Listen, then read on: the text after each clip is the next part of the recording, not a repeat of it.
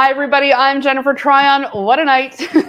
Thank you for being here in the old-fashioned apron class. I am wearing one right now, not just as an apron, but as a little dress. I'm just going to give it a little show off here beside my friend, the mannequin who's got the one that we're going to be making here tonight on. But my good friend, Mavis, my best friend's mom, she's actually in Quilting 101. She said, make it out of linen, Jen, and wear it as a little outfit. And that's what I've done here. Just let me know if you can hear me okay. This is our major dilemma of the night. But I wanted to show you that it's not just for the kitchen. You could be wearing this Criss Cross apron as a little jumper. That's what I'm doing right now with a turtleneck and leggings. And I got to say, it covers a whole myriad of evils. So if you are inspired to make this apron, maybe, check it out in like one of these woven fabrics. This is Fableism. It's on our website and you can check it out at homemade.ca. And if you have any questions or need anything, you can always reach out to us at info@homemade.ca. We got all of the kits out. If you ordered in the very last minute, then maybe yours is still on the way. But don't worry, this class will stay posted. You can come back to it anytime. Please let me know where you are tuning in from tonight. I love knowing where you guys are in the world. I've got my daughters, Violet and Ruby, behind the cameras tonight. Violet's there, going to read out your questions. Hi, Violet. Hello. How are we doing there? People tuning in? Yeah. And we got sound? Yes. All right. I won't take too long on the intro here because I know some people will be watching on the replay and we just want to get to making this great apron. So in your kit, and if you don't have a kit, no sweat. You can try to follow along with what we're doing without a pattern, or we can send you just the pattern. The pattern's $15. The whole kit's $59. And we can put a link up or just go to homemade.ca and shop around for the apron class and you'll find it. Either the class only, the pattern only, or you can get the whole kit. And we're using these great vintage prints by Poppy Cotton, and they're just the cutest. We have just selected a coordinating print. So I've got two of the prints right here, and I can't even tell what print I love the most. I've made this apron now a couple of times, and there's so many cute prints. So please, when you look at all these cute prints. When you guys get your apron finished, please post it in the Homemade with Jennifer Tryon group. That's where we post all the things that we're making that are homemade. And look at this cute collection. Violet, I'll show you on the overhead. Look, I mean, it's so cute. Yeah, Ruby, let's see. So we've made this apron a bunch of times so that I could really work out all the kinks and give you guys the best possible class. So I've got a couple shortcuts for you that aren't in the pattern. And I have a couple things that I've done that I think make it a little bit easier than what the pattern is saying. But if you follow the pattern, to the T, you'll be fine too. So let's get started making this Criss Cross apron. I got to tell you, it's so much more comfortable than a regular tie-up apron. Who has a grandma or someone in their life that used to wear an apron like this? It's just like sort of gives you that warm feeling, I think. All right, so we're starting with 2 yards of fabric, and I've got this folded. Oh, don't go anywhere, instructions. We're starting with 2 yards of fabric, plus you need to cut out your pattern pieces. So hopefully you've done that already. Or if you're not sewing, you're just watching right now, that's totally fine too. This is going to stay posted. You can rewatch whenever you want. So if you're just watching now to get the lay of it, then you can sew yours after. Go ahead, Violet. How many times can you use one pattern? You can use this pattern over and over and over and over and over and over and over. You can see I've already made like 4 of these. So the pattern is big. It's a paper pattern that we send you. And it's extremely big, actually. It's like literally almost the whole yard of fabric. This is what the main pattern looks like. And this is not the front of the pattern. It's actually the side. You can see it now when you see it like this. This is how this goes, which is why we're going to cut this on the fold. And so you're going to cut out this large piece here. You're going to cut out the pocket piece. And beware, you guys, that when we cut this, the scoop neck, this is the fabric for the pocket. So don't inadvertently take your scissors and go cutting across here, or you won't have enough for the pocket. We need this for the pocket. We're going to place this side actually on the fold. This is going to be for the pocket. And then we're going to have sort of this line of fabric left over. And that is going to be for this band. And you're going to need to cut out some band pieces. Sorry, that's just slightly off the camera there. This band piece. So almost all of the full yard is being used. Now, I will give you a little hint here. It's almost the full yard. You can see if you just want to go ahead and not trim the bottom and have it be a little bit longer, then you don't have this like 1 or 2 inch wasted strip. So I would just go ahead and leave that. That's what I've done in the majority of mine that I've made. And, you know, a little extra length never hurt. Besides, you're going to end up like, you know, hemming this up anyway. So that's just, you know, a little less waste. So let's layer this up to start. So I'm going to take both of my yards of fabric and I'm just laying them out folded. Be careful if your fabric is directional. You're going to want whatever is facing up to be at the top, and really make sure that the folds are flush. Now you can cut this out one at a time, but you need 2 equal pieces. So let's layer it up and we'll save some time. And I'm going to put this on the fold. And I'm going to go ahead and just line up that top strap. This is what I'm going to refer to as the straps. And I'm actually going to touch my pattern with my iron here because it's been folded a few different ways. And nothing wrong with touching paper. Yeah, it's curling a little bit. That's fine. Okay. So the pocket piece is going to go in the middle here. I'm just going to wait and cut that out after. And I'm going to cut out the band after also. I'm bringing over my cutting ruler, sort of to act as a little bit of a paperweight.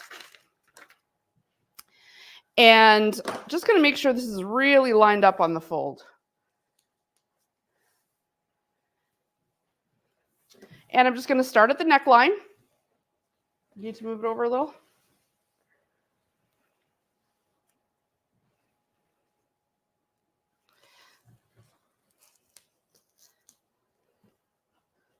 There we go.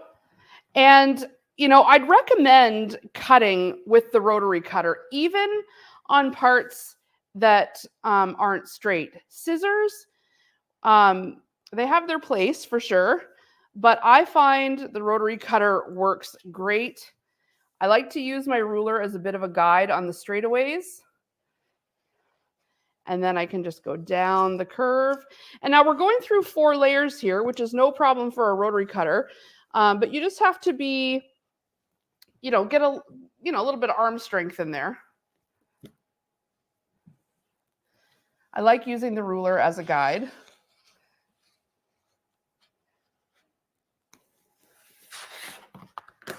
And now remember, so I have a couple little, it doesn't have to be perfect.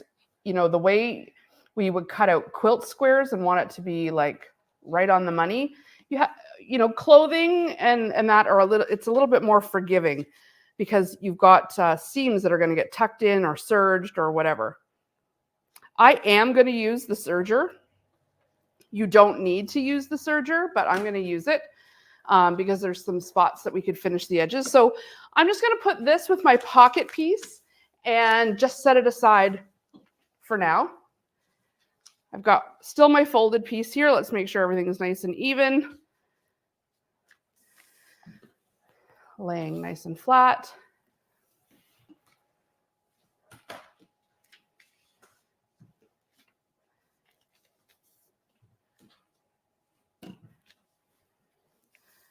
And I'm just going to cut that other side. How many people are sewing along with me and how many people are just watching? and are going to sew later, let me know.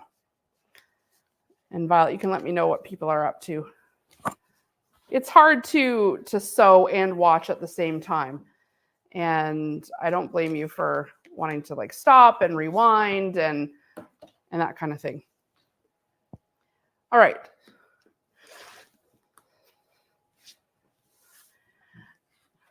You can see how the cutting ruler comes in handy with straight edges like this. And if your rotary cutter goes through the paper a little bit, try not to let it go through the paper, but it's all right. It's not the end of the world. Everyone's watching. Everyone's watching. Trying to. Yeah, and it's going to sew later. Makes sense. Makes sense.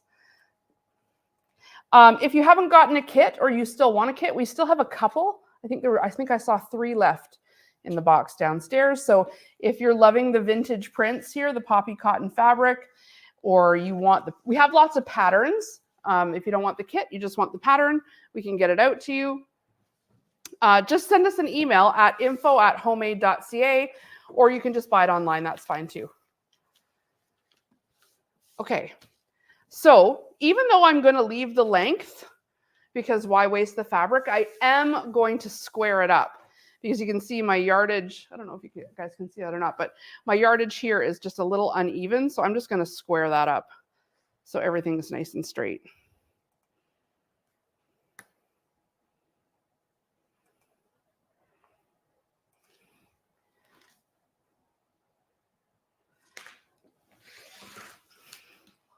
There we go. Okay. So that's the bulk, our main apron pieces. I'm just going to set that on the ironing board for right now. We still need to cut out our band pieces. So the side piece that's still all layered up with all 4 pieces, we need 2 from each of these. So I'm just going to lay that down, and I'll conserve as much fabric as possible. And I'll just cut this out. The ruler will help.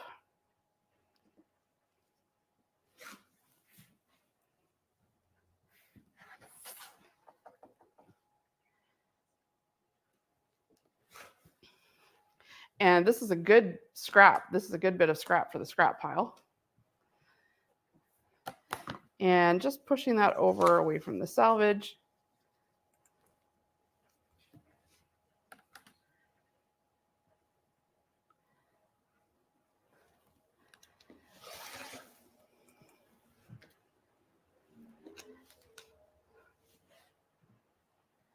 And this side too.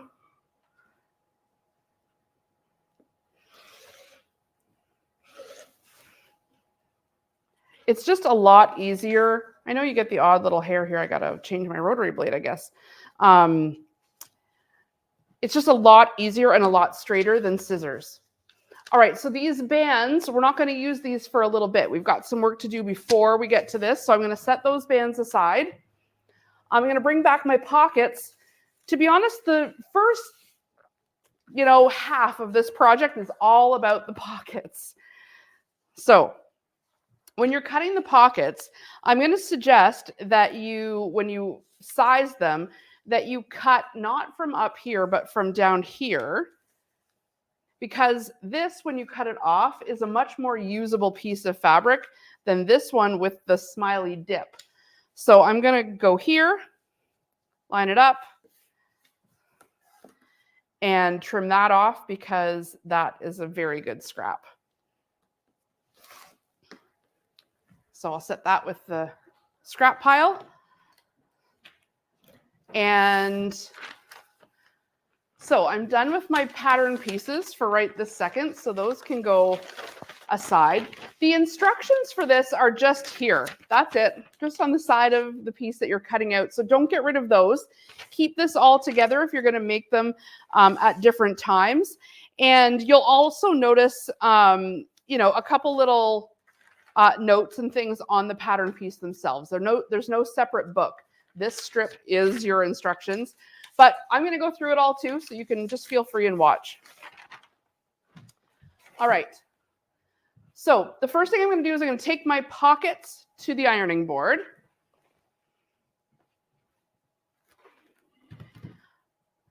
So the pattern calls for some fusible stabilizer in the pockets. And I've made this a few times now, and I did use stabilizer on this first one, like the pattern said. And I just found it too stiff compared to the rest of the apron. It felt like I had like kind of pieces of cardboard on the front. It did not feel like loose and kind of nice. So I did not include the stabilizer in the kit. However, you can use the stabilizer if you want. Instead, what I did was I found that because the pockets are double-sided, that was stiff enough. When you added stabilizer to both sides and then the fabric, it was just too stiff. So it's up to you if you want to add the stabilizer like the pattern suggests, but I've omitted it and I really like the feel of just the doubled up fabric. So what I'm going to do here with the pockets to start is just with right sides down, I'm going to flip it over, about an inch and press it. And I'm going to do this to each piece. But instead of trying to match up each piece, I'm just going to lay one piece over top of the next piece and match this up here like that. That way, it doesn't really matter if I'm fully an inch or I'm shy by a smidge. If I lay them down and line them up this way, then I know they're all going to match together.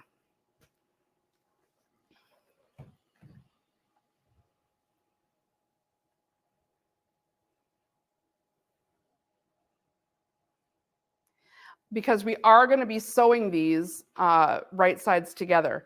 This, even though it seems like we're making a little pocket in itself, this is actually going to be the front of the pocket, and the apron itself is actually the back of the pocket.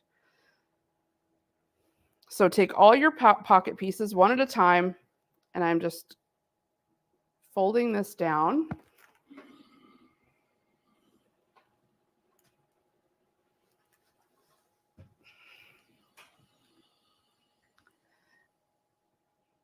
And one more.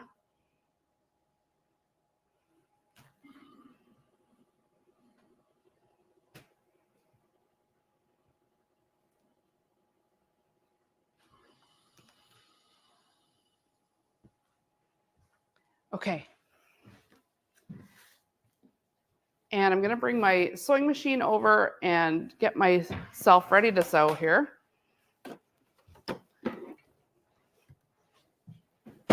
So I'm using the Janome 9480.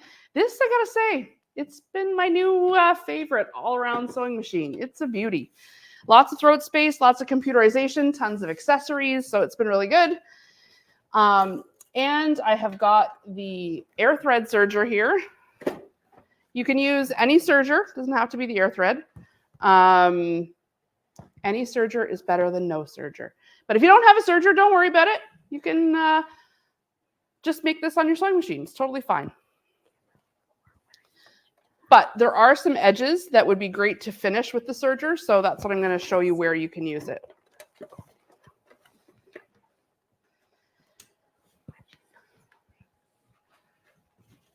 Okay. So the first thing we need to do is, the pattern suggests, because it's saying to put stabilizer on the back, the pattern suggests folding in all of your edges like this. And because this is a curve, in order to get a real circular pattern here, a circular shape, we'd have to be snipping and cutting. And honestly, it's just not great. So what I'm going to do instead is I'm going to finish this edge with the serger, and then I'm going to flip it right side out. So let's put right sides together. And you don't have to use the serger for this part, but it's going to finish these edges, which is great. And then I'm going to flip it right side out. So I'm bringing this over to the serger.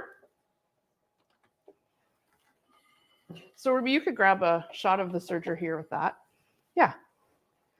And I got to take who sews with their shoes off? Yep. No, I have to sew with my shoes off, so I've just taken my shoes off. So I'm using 4 threads here. My tension is all at 3. My differential feed is at about just above the R, almost at 2. And my stitch length is at about 1.75. And I'm just going right around that edge. I'm not taking off very much at all.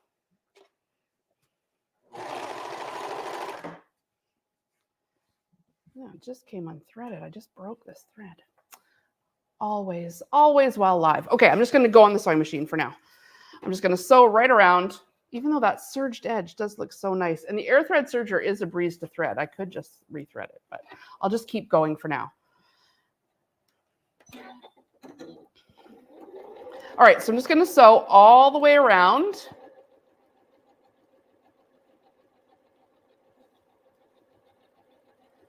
And this pattern calls for 1/4 inch seam allowance. There are parts of the pattern, though, especially on the top stitching, where it feels like 1/4 inch is just too much. So I'm going to show you some places where you can tighten up that seam on the top stitching and use a couple of your accessories to help you get really good edges. So I'm just back stitching here. Okay, so there's one done, and I'm just going to do exactly the same thing with this side. So right sides together. And we've got that turned in about 1 inch. And you can pin this if you're not confident. You can keep it lined up. There'll be places where we definitely are going to pin, but this is a pretty easy one. And I'm back stitching at the beginning. And just with 1/4 inch. How are people doing there, Violet? Good. Everybody's just watching, eh? Yeah. Okay.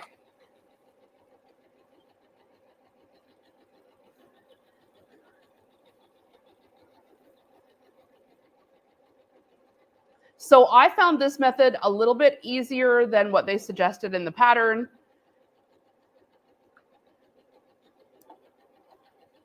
The pattern suggested folding your edges in and then top stitching them all together at once. I don't find it's as neat that way.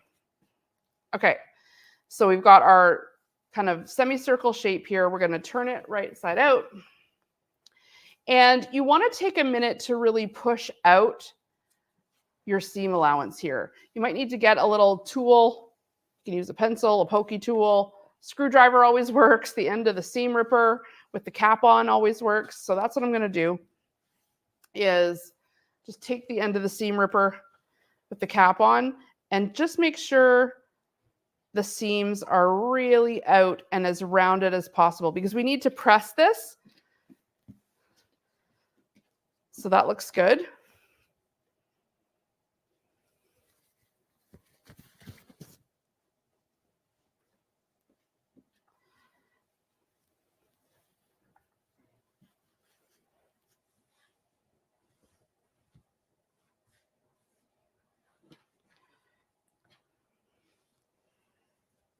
Just push those seams right out and bring it over to the ironing board.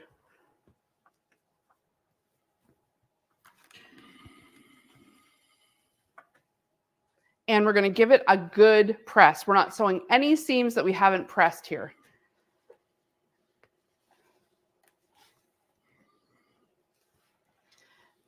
And just make sure your seam is lying nice and flat, that one side isn't rolling over the other.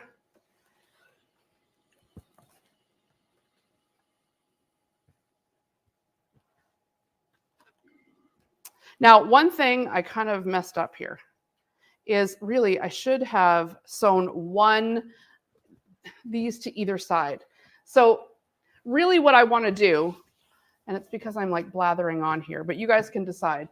If you want your pocket to be the same as the front of your apron, Or do you want them to be different? Really, I wanted the inside of my pocket to be this color and the outside to be the same as my apron. So I need to make a quick seam rip. So I'm just going to quickly seam rip. And actually, it's good to show seam ripping because sometimes people avoid seam ripping because they think it's going to take forever. But if you just get the first couple stitches out, like especially the ones that you've back stitched over,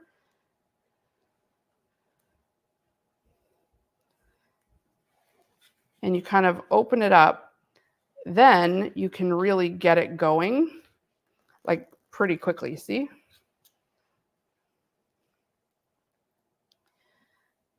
Maybe around the corner will be a little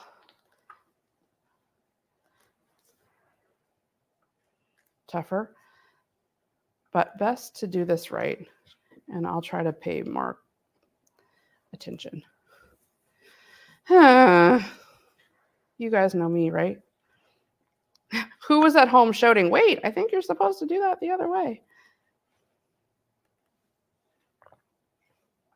Speak up if you see. Ruby's like, I saw that and I knew the whole time.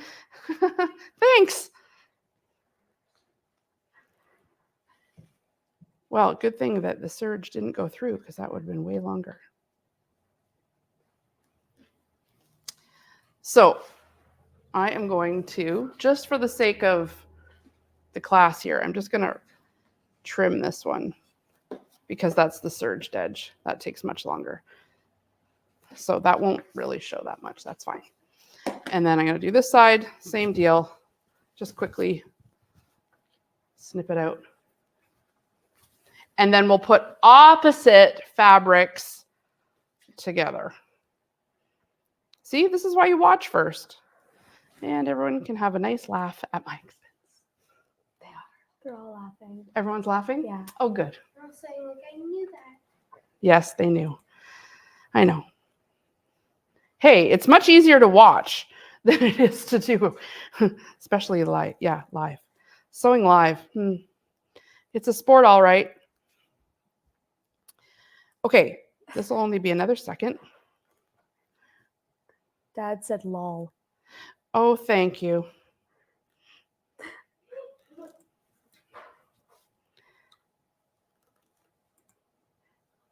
Hey, you guys know sewing is 90% troubleshooting, right?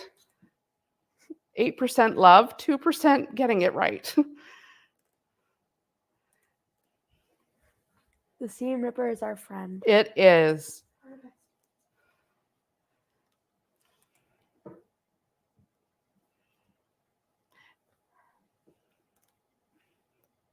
So it just goes to show if you make a little mistake like this, what is this? Like 3 minutes to just zip it out and get it right.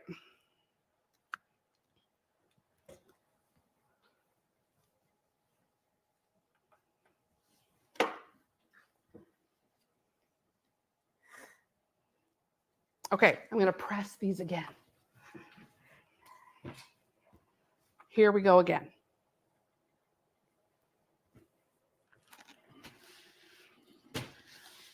Who thinks I should rethread the serger? Let's just ask everybody. Do you want me to do it on the serger or just keep going with the sewing machine?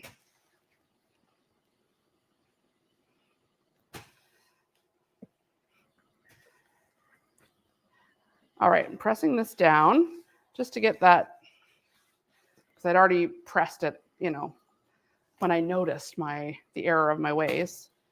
So make sure if you do this, I'm just going to make sure I keep that top fold in.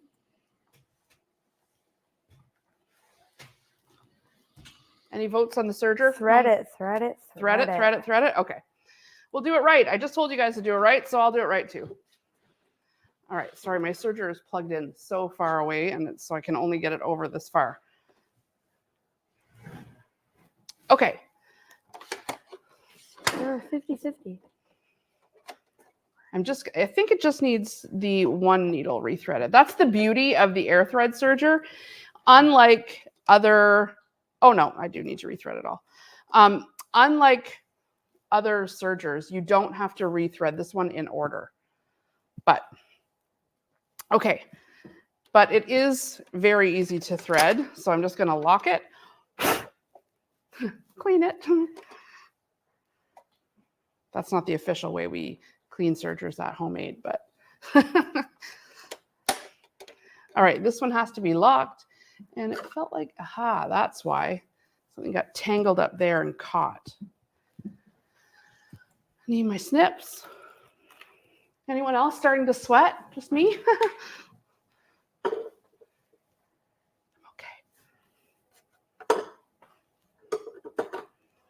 All right, in we go.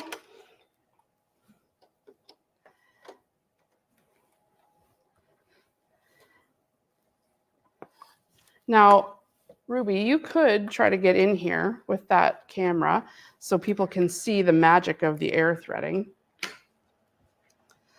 I'll turn it this way so you guys can see. So I've locked. Yeah, Ruby's just going to get in right in there. Yep, that's good. Okay, so I'm going to put my first thread down into the air chamber. Now, this is gray thread, which is not the best for like TV, but it is good for the project. So it'll make it a little harder for you to see it popping out there, but you'll be able to see it in just a second. So what you do with the air thread is it goes down in like this into that air chamber.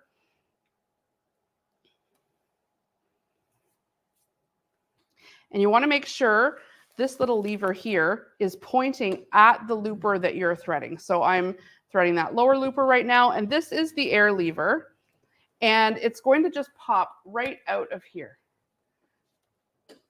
So as soon as I pull that, let's just keep it on that shot. As soon as I pull this lever down, do you see that thread pop out there? Yeah. Yep. Just don't put your hand on the camera because it's moving it.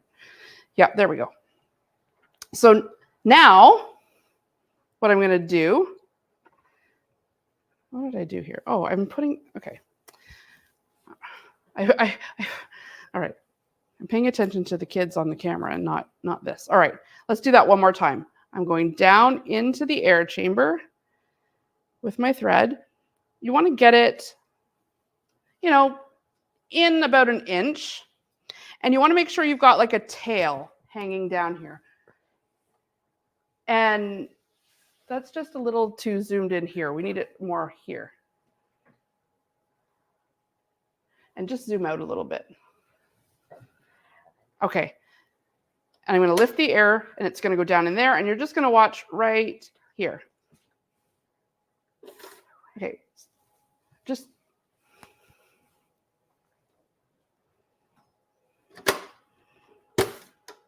and there's the thread right through that looper. I know the thread's kind of light, so all right, I'm going to do it down the next one. So in, down in. Now I'm going to just turn my dial towards the upper looper. Get that thread down into the upper looper just like that. And I kind of tap it in ever so slightly, or give it a little air push. And you want to make sure you've got a long enough tail, because it needs to thread all through these mechanisms in here. So you need to have a long enough tail. So now it's going to pop right out the top here. Did you see it come? Right there. And now I can just go ahead and thread the needles. And the needles are just like normal threading the needle, nothing special, other than it does have a needle threader on here, which is nice. So I'm using 4 threads, which means I'm using both needles, right and left. And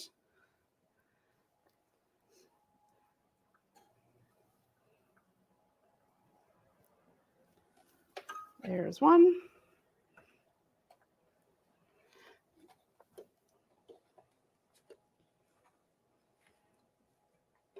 Where's my tweezers when I need them, huh? And next one. This is also caught on something. Do you ever is it like a full moon, you guys? Like, what's happening? I know no one knows what day it is, especially me.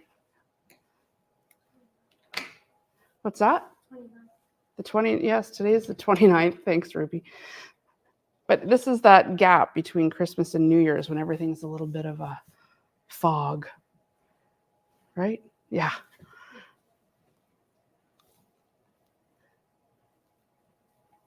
And just threading that left needle. All right, we're going to be back and running in any second, you guys. Okay, once you have your serger threaded, always run a chain stitch, like a run of stitches, just to make sure you've got the chain going. And everything is good.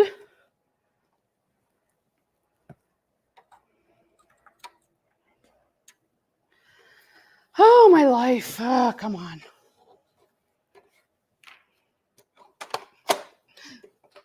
All right. Press her foot down. The kids are looking at me like, what's wrong with your life?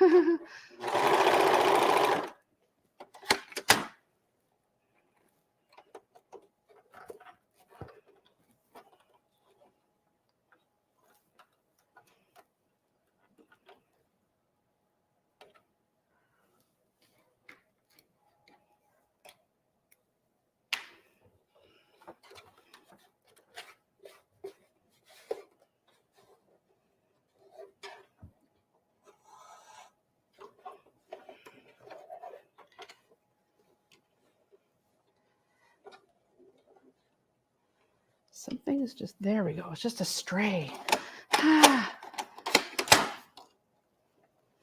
Stray threads everywhere. And they're all just gray on gray on gray.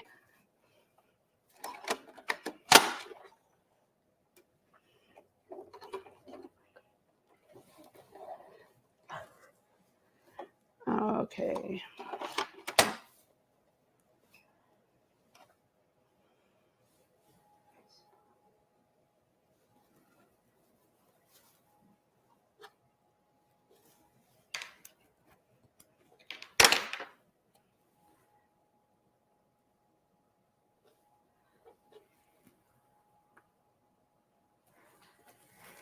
Very nice nails, Mom.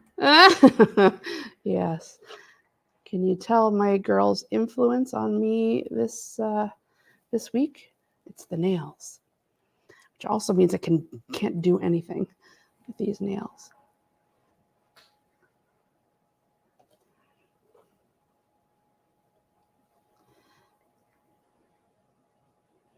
All right, my eyesight is failing me. My hands are failing me. Technology is failing me. There we go. Into the hole.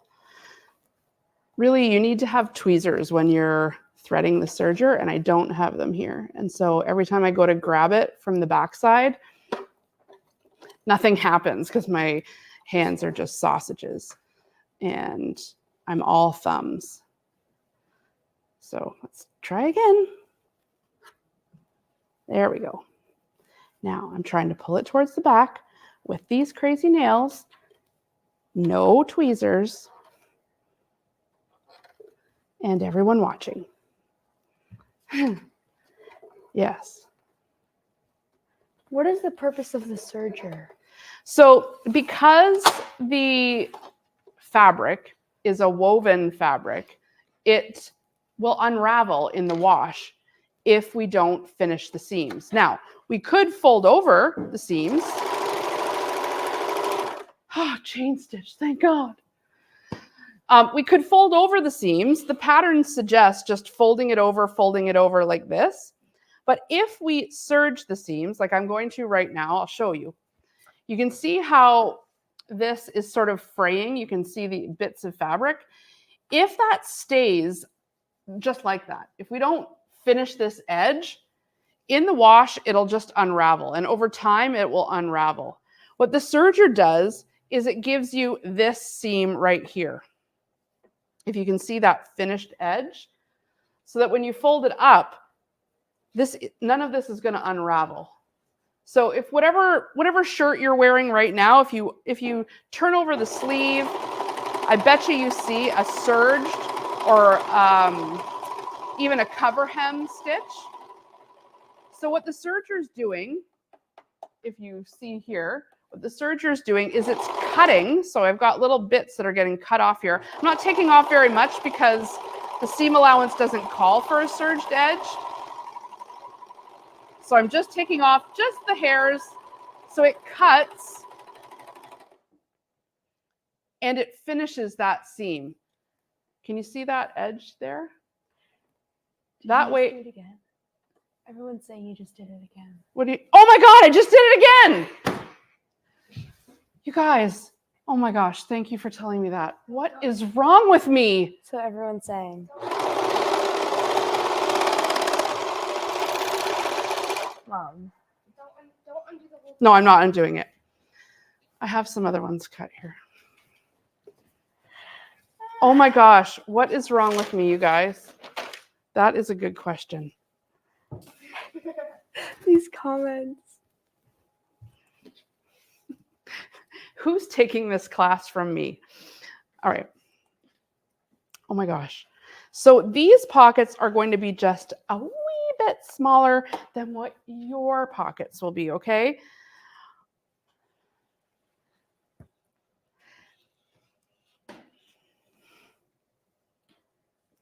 If the kids weren't here, I swear I would. Okay. So now these ones are a little bit smaller. I'm not even saying all the bad words that are going through my head because I'm trying to pretend that just didn't happen. So I'm just going to line these pockets up again, everybody, because if anyone takes a class again from me in the future, yes, prepare for all the knowledge and all the mistakes. So I'm just going to rough cut the second set of pockets so that this is my new pocket size, and that's fine. It's totally fine. What am I going to be carrying in here? Like binders? I'm probably not going to ever carry anything in this pocket. It's probably mostly decorative. So this is how I'm justifying this. Okay, everyone? Okay. Now, these are the same size. I am going to throw the serger out the window because obviously the serger is taking all of my attention, and I'm going to swap these 1 and 1 right sides together. Oh my gosh, we should be sewing the straps by now, you guys. Okay, right sides together. Here we go again. Right sides together. I got this, you guys. Does anyone want to teach me how to make this apron? I've only made 5 of these. Jeez.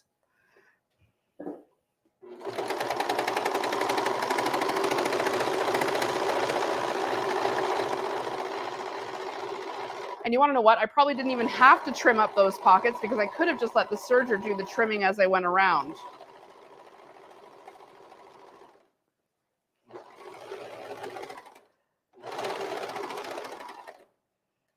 I love how Violet goes, people are saying you're doing it again. Oh my gosh. Okay, here's the second one. But we're doing it right this time. 3rd time's a charm. Okay, there we go.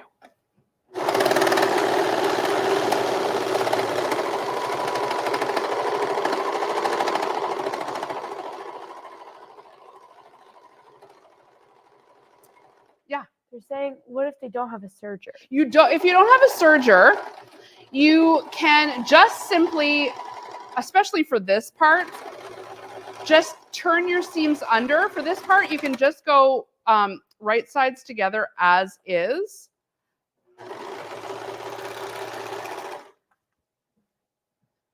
So you can just sew with your regular sewing machine all the way around.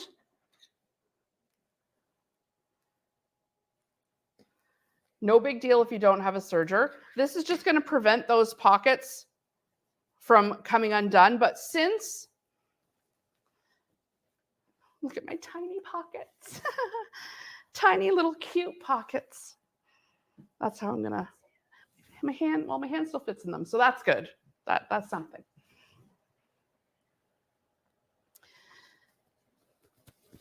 It's a little later on that the serger becomes a little more important or saves you a little bit more of a step. You don't have to use the serger at this step.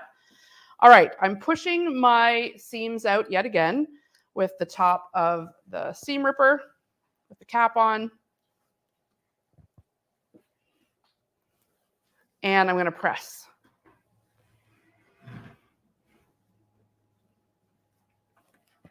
And it really is important here, you guys, to make sure your seams are pushed out. I know no one is going to take any of my advice since I'm obviously a Bruno, but it really is true. If you take a moment to make sure your seams are pushed out, you're going to have a rounder looking miniature pocket.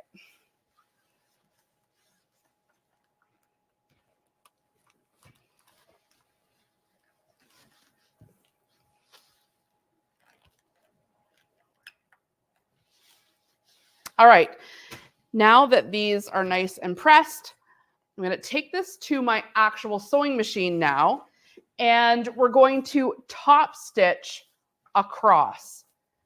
And because remember, we're not making a pocket like this that our hand goes into. This is actually just the front side of the pocket, and it's lined with the coordinating fabric. So you can decide if you want to put it whichever side you want, depending on whatever side you're going for.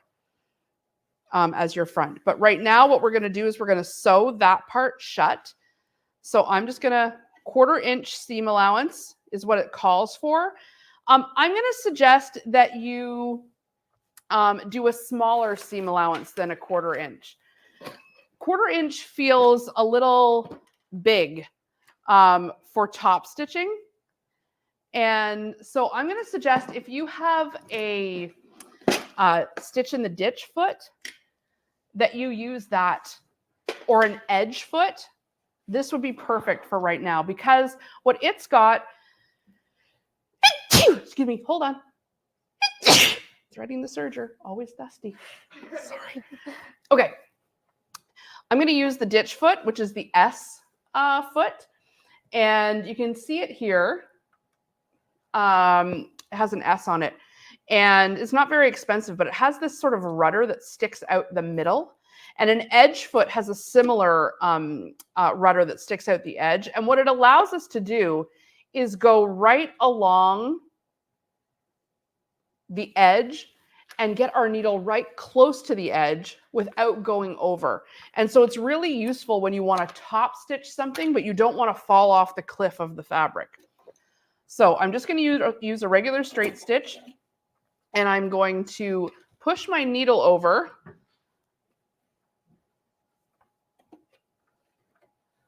so that so I'm just going to push my needle over to the left a wee bit.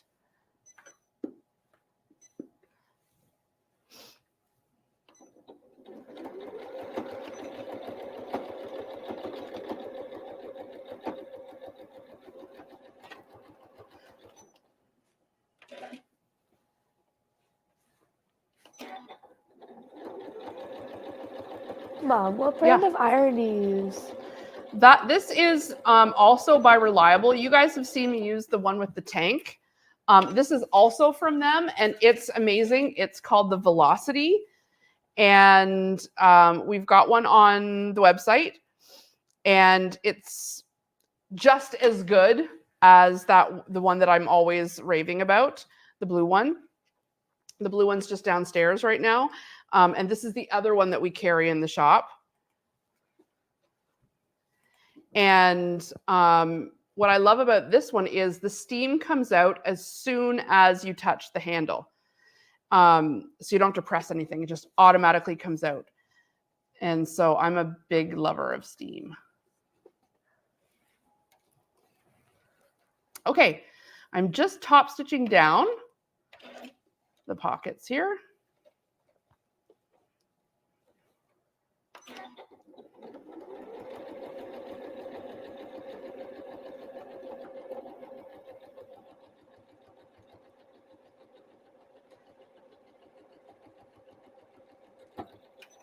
back stitch.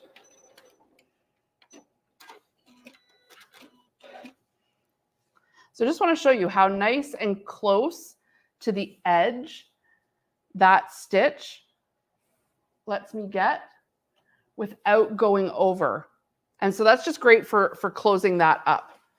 Okay, I'm just going to press these one more time.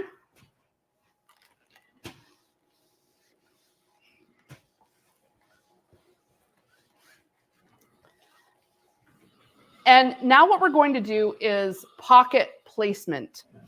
So I'm going to just set these aside. Set all my accessories aside here. I'm going to need them, so I'll keep them handy. I'm going to grab my two pieces, the big pieces of apron, and let's just give those a good press off.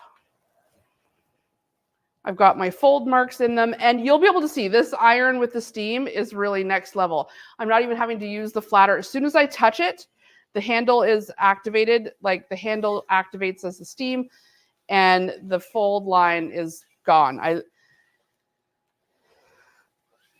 You know I love the iron with the tank, the external tank. This one you have to fill traditionally, like through here. But I know that steam is so good. It's the same price as the other iron. So if you like a more traditional iron, or you don't have the space for the big tank, this is the one to get.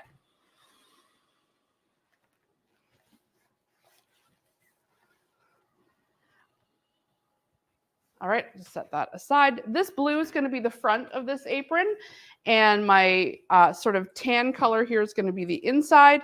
The apron really is reversible. It's just what side you're going to put your pockets on. You could always make a second set of pockets. If you wanted there to be pockets on the inside and the outside, that'd be fine too.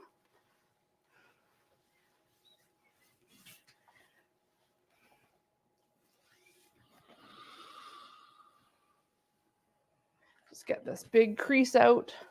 Now, obviously, I did not pre-wash my fabric. I'm not too worried. This is really good quality cotton. So I'm not worrying about pre-washing. Okay. So what we're going to do now is take whatever piece you want to be the front of your apron, and I'm going to lay it out, and we're going to do some pocket placement. And on your actual pattern, you can see there are these notches right here, and it says pocket corner location. And so I'm going to go ahead and lay this down on the apron, just on the one side.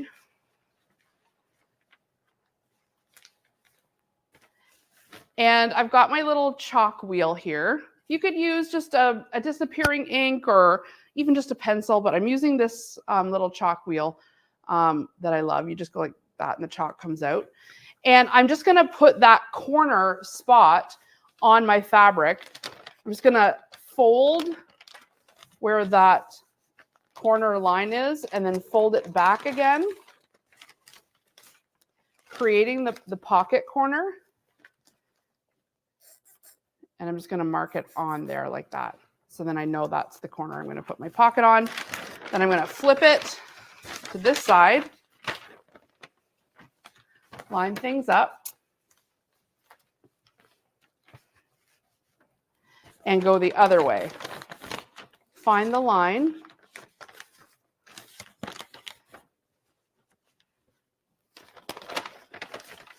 Find the line again. There it is. And I'm just going to make that pocket location. And by the time I've got this all sewed, that chalk's going to have dusted off. So I'm not worried about it leaving a mark or anything like that. And now I can take my subpar pockets and line up those corners.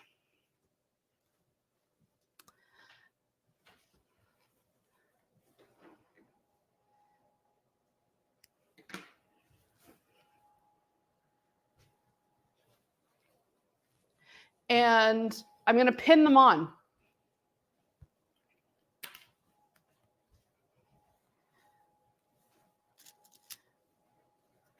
I don't need tons of pins, but I do want them to kind of stay placed. And I'm going to pin in the middle so that I don't have to be pulling the pins out while I'm sewing. So I'll just put like 4 pins in.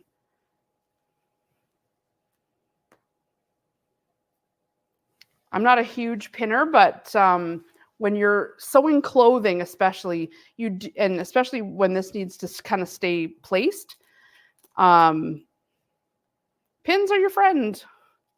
I'm using these little sharp little house pins. That's what they're called, little house pins. I love these pins. We've included them in lots of our event boxes. They're small, glass head, and super sharp. Okay, so I'm just going to bring this to the regular sewing machine now. Are you doing the opposite sides out? No, I'm going to do the right sides out and the opposite sides in. But you guys do whatever you think looks best on your apron. I could have done a contrasting color like this, like I did on that one, the contrasting. Remember, we're not sewing across the top here. We're only sewing around here because this is our actual pocket now. So I'm going to sew around here, but thank you for checking in to make sure I was sewing this correctly. That was the right thing to do. All right. I'm using that ditch foot still, or your edge foot, because we've got a little cliff here, and this is going to help me sew that pocket right to the edge. Just move my needle over a wee smidge. There we go. And back stitch.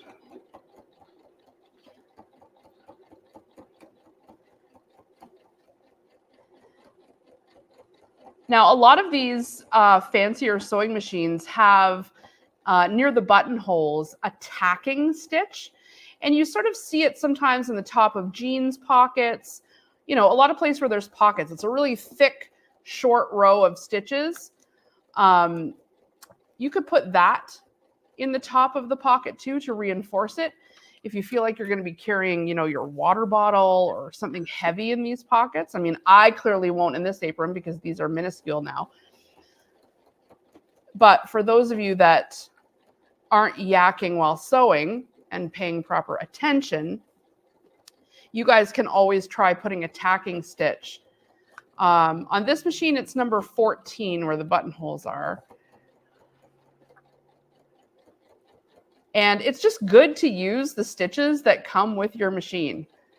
Because sometimes, you know, we often just are like straight stitch, but, you know, there are things that can make the job easier and have your sewing turn out a little better. So I'm going to go ahead and put a tacking stitch. Ruby, I wonder if you could get me that shot. I'll show people what the tacking stitch looks like. If you can show them with that camera. I'm going to call it up here so you can see it. I'm going to take the, here, why don't I sew the other one while you, so Violet, you don't need to go to that camera. Let her get this while I sew down the other pocket. She's going to concentrate on getting that shot of the screen.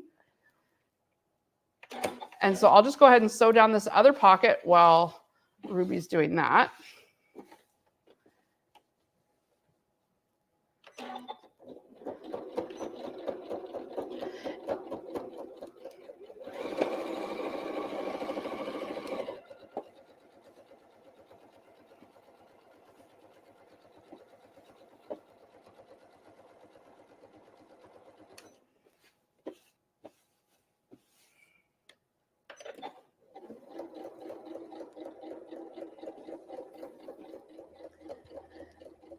So if you're ever making clothing and you probably haven't even used this stitch before, but if you're ever putting a pocket in something or you're needing to reinforce like a bag strap or somewhere that's going to get a lot of wear and tear, the tacking stitch is going to be your friend. It's only about ½ an inch long, not even ½ an inch long. And it looks a little like a row of satin stitches, like zigzag stitches, really smushed together. So it's this stitch right here.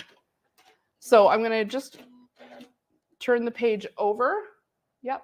So I'll turn the page to now where the buttonholes are. And this stitch right there, number 14, that's the tacking stitch. And if I click it, it tells me to put on presser foot F, and it's going to go all the way up and back down. So see how it's got this arrow here? That's just indicating that the machine's going to sew that way and then come back around. So you know where to position the top of your pocket. So what I'm going to do is right here on my pocket, you see that? Like there's the top of the pocket right there. I'm going to put that tacking stitch right on the edge because that's what's going to get the most wear and tear when it comes to the pocket. So off that, I'm going to just put on the F foot like it's telling me. Can I find it? Yep. So on it goes. All right, so Ruby can just get the close up here and I'll show you guys that tacking stitch. It's like a buttonhole where you don't have to use the buttonhole foot, but you've got to start down a little ways and it's going to go back that way and then back up. So all I have to do is press start or press the presser foot. Up it goes, and now it's starting to do like this tiny little zigzag back.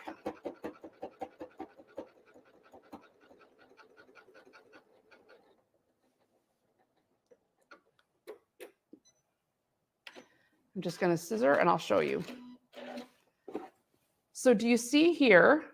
Now we've got that thicker row of stitches right there that's reinforcing that. So the pocket is extra secure. I'm just going to tack stitch the other side of the pocket too. And it just does it. You don't have to make it go up and down. It does it itself.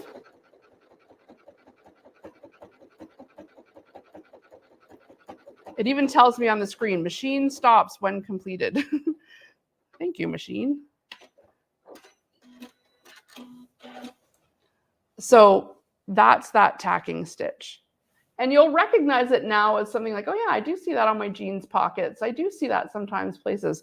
It's just reinforcing on a place that might get weakened over time from repeated use. Like I said, these pockets aren't going to fit anything, but your pockets could probably benefit from a tacking stitch. So we're going to put them in since we're going to be hardcore like our ancestors and wearing these aprons, you know, day and night while we gather the eggs and, you know, finish our chores. We need a tacking stitch to hold all the eggs we're going to collect. Or to hold our phones. I don't want to drop my phone either.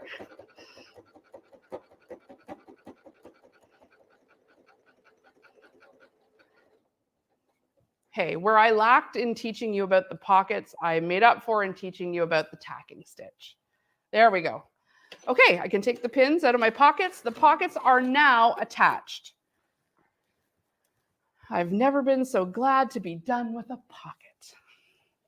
Okay, if you had an embroidery machine, a 550E or an S9 or a 9850 or any embroidery machine, and you wanted to do a little something on the front, maybe your initial, you know, Jen's Kitchen, Jen sucks at sewing pockets, look at some downward arrow, just kidding, I'll let it go now.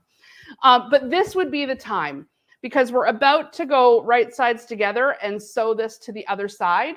So this would be the time if you wanted to embroider something on the front of your apron, right here, you could hoop it up and do that now. Otherwise, we can go ahead with assembling the rest of the apron. And just before I do that, I'm going to serge the bottom edge of the apron. And, you know, whoever was asking why serge, this would be a really great place to serge. If you don't have a serger, what you can do now is fold it up like this and press, and fold it up one more time and press, and stitch along this edge. That way you don't have any seam that could unravel exposed to the washing machine or to the elements. But if you serge it, you just have to roll it up the one time and nothing's going to unravel. So I'm going to serge this edge.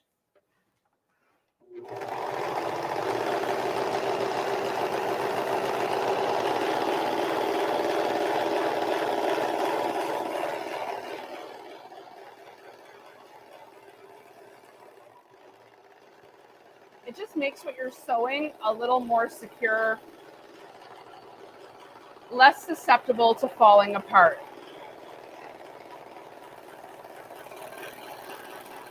Okay, there's the one side.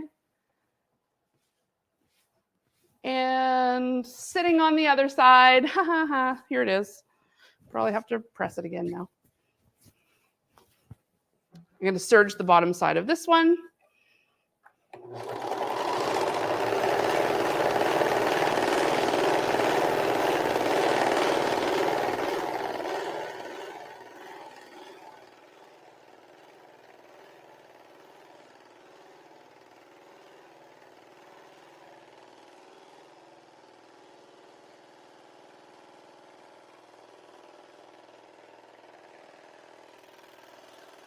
The serger is so fast. Okay. So I'll show you that serged edge. So now this is nice and secure. Nothing is unraveling. Super professional. Just like me. Okay. All right. I have the apron here, right side up. I'm going to go right sides down. And we're going to always be working from the straps in. We're not going to line up the bottom edges because the bottom edge is going to help us if we've got any sort of anything that's not matched up. We want up here to match perfectly. So I'm going to just get rid of the serger now. So I've got a little more space up here.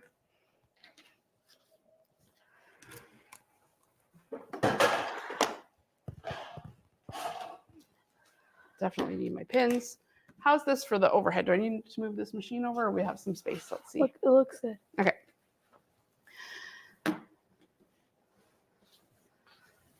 So we need right sides together. Here, you can really see the tacking stitch.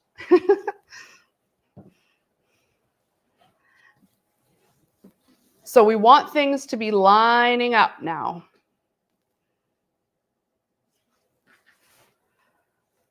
So start with the straps. And we're going to leave the tops of all of the straps here, here, and here open. But first, I'm almost forgetting a step, but I didn't. Time to bring in these straps. So before we go right sides together, I'm going to add these straps to the top. Right sides together, right sides together. Yep. Why would you not use the serger to sew the two sides together? You can use the serger to sew the two sides together. The reason why I'm not using the serger to sew the two sides together is because it's a little bit bulkier. Now, I like it for the bottom, but because we need to sew this together and then we need to top stitch it on this side. So if I'm holding this up, you can see it all needs to get top stitched. With the serged edge around the top stitching, it's just that much thicker. So that's why I'm not serging all around these straps. I'm just doing it at the bottom. Okay, so I'm going to add these straps. So I've pinned them, change back to my regular, I'm going to just change back to my 1/4 inch foot.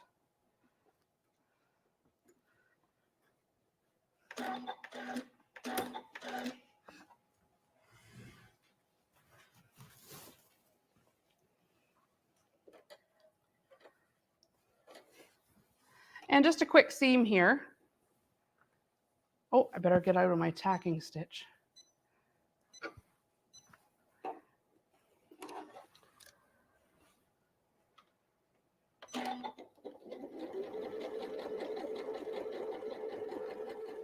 So this is the part, if you've got someone at home that can help you, you're going to want to measure whether or not your apron is the right size after you attach these straps. And what I can tell you is I'm wearing the largest size, like where I'm using all of the strap provided. If you need it to be larger, you've got more fabric, you could add another strap, another piece to the end of this. I'm just going to go ahead and add the other strap to this side now.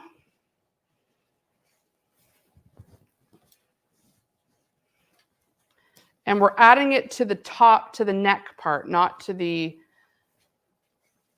side back strap. So it's where the scoop of the neck is, and it's right sides together. Right sides together.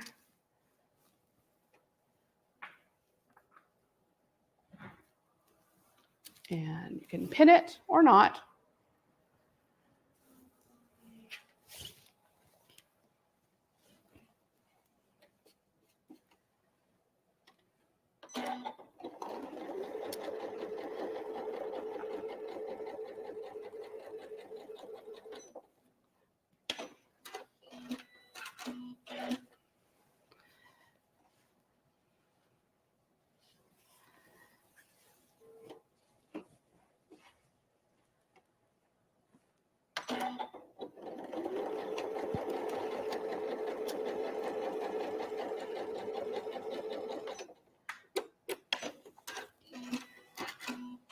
And then just finger press the seam down here, and I'm going to just top stitch right along this edge so that that back, this flappy seam stays flat.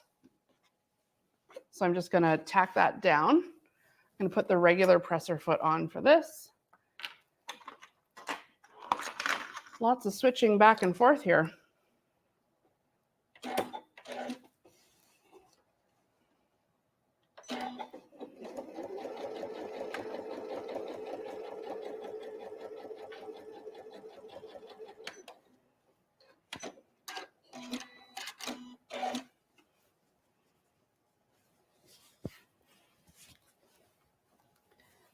And the next one, just a finger press down is fine.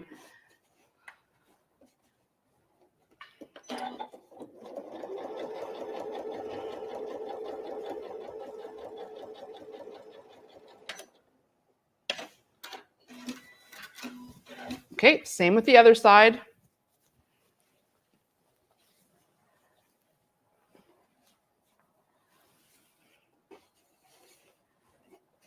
Just tack it down. This time, have the seam facing the opposite way. That way, when the two come together, you're sort of more evenly distributing the bulk.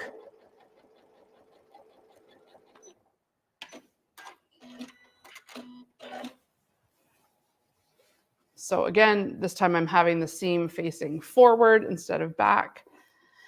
And the quilters will know that's because we can nest the seams. We'll just evenly distribute that bulk.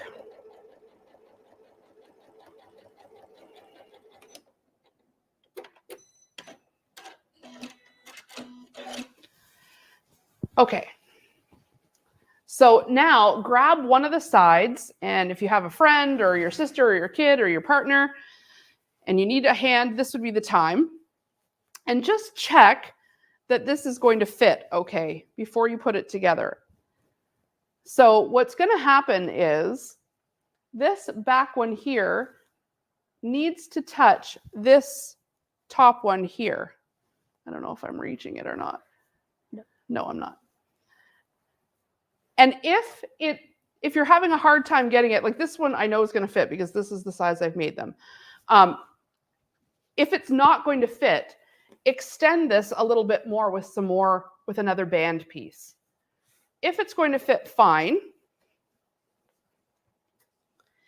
What's going to happen eventually is this side's going to crisscross with this side, and this side, can we just show up, is going to crisscross with this side. We're not ready for that quite yet, but it's going to happen. But you need to measure right now so you know whether or not you need to extend those straps. All right, I'm going to leave it as is. And I'm going to go right sides together. So don't fall off the table. So here's the right side, and this is going to come together.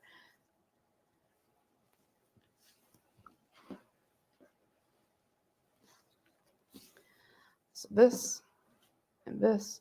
And I want to start with the straps and make my way down. If the bottom hem doesn't exactly align, it's okay because we're going to turn it up anyway. But we don't have much wiggle room around the armpits and in the straps. This is the part we want to make sure is the most lined up. So start from the straps and make your way down. And you're going to want to pin this. This is too big, too floppy, too much of a weird shape to not pin. So start with one side and make your way around both and pinning both sides.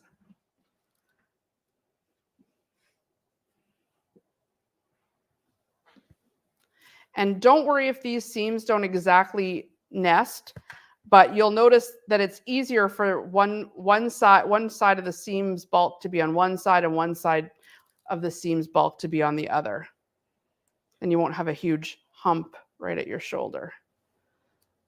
We got enough lumps and bumps. Our apron can do us a favor. Okay. Keep on pinning. This part is sort of the long and tedious part. Lots of pinning, lots of sewing. Violet. If making this for a child, could you just shorten the straps and possibly narrow up the front or back? Yes, very good point. You would definitely shorten up the straps. You could make the bottom hemline a little shorter. On the pattern itself, there is a line that shows for a narrower fit. I'll show you.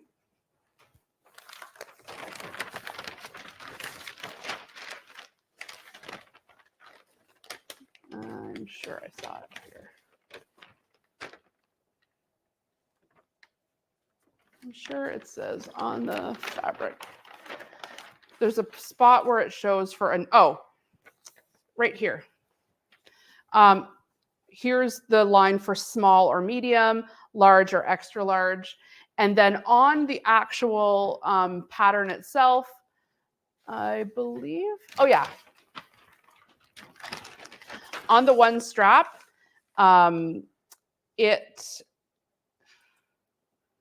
a spot I know it shows for narrower, but I knew I wasn't narrow, so that's why I kind of glazed it over. But yes, you can make it narrower for a child. You don't need to make it as long.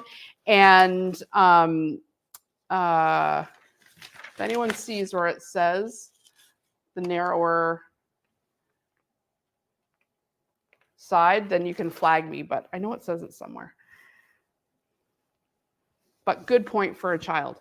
The strap does have a small and medium line that you can follow. These are so very smock-like, so you could make them out of something that was waterproof or more of a heavier canvas. Wouldn't it be just so cute, as like I'm wearing here like tonight, but like as a little girl's dress? You know, they can have their little stretch pants underneath and a t-shirt, little pinafore type. Super cute. It's funny how just like changing the fabric up makes all the difference. You know, like we're doing these vintage prints, but this Fabulism, you know, that I've got on right now kind of has a little bit of a denim look, but it feels really linen-y and super, super soft. And, you know, is great for just wearing around.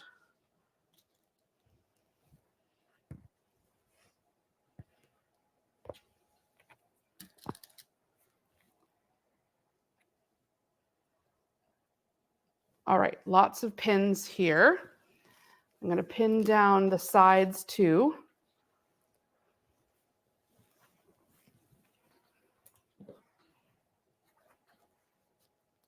The bottom of this apron and the top and all of the strap ends, like all of these end pieces, are going to stay open.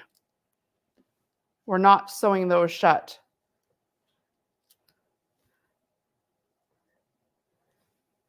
So just be warned not to get ahead of yourself and sew that shut. It needs to stay open. But the sides are getting closed, and all under the armpit and down around the neck.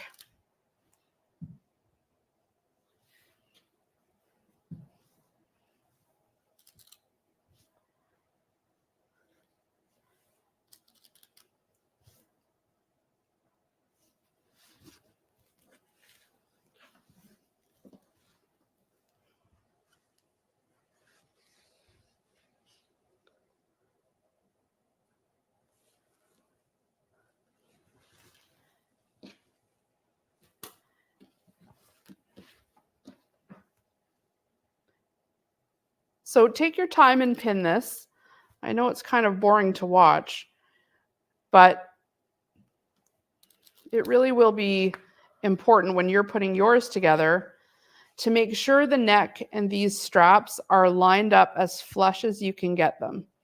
Because when we turn this right side out and press it, we're going to end up top stitching around this entire thing. And the more precise, like the more lined up it is, the better it's going to lay when you press it and top stitch it.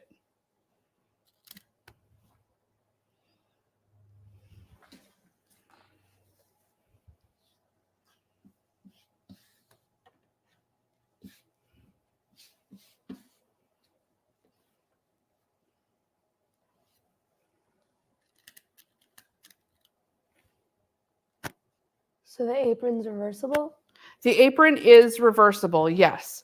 Right now, we've only made pockets for one of the sides, but you can see how easy it is to make the pockets.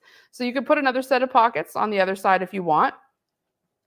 You need to do that before this step, though, before you sew it together. Or you can just have pockets on the one side, but it is totally reversible. There won't be a seam showing on either side. With the dress version that I'm wearing right now, I just used the same fabric on the inside as the outside. So it's a little less distracting. But with the vintage prints, it looks so cute with it being reversible, and that the pockets are, you know, the same as the inside, and you can kind of get a glimpse from either side.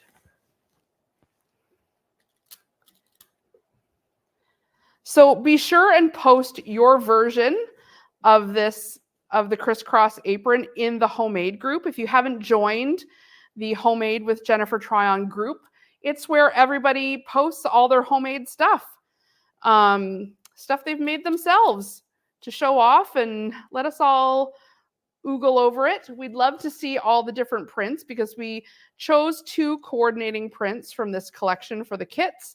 Lots of people got the pattern only, and will be making it out of yardage that they already have at home.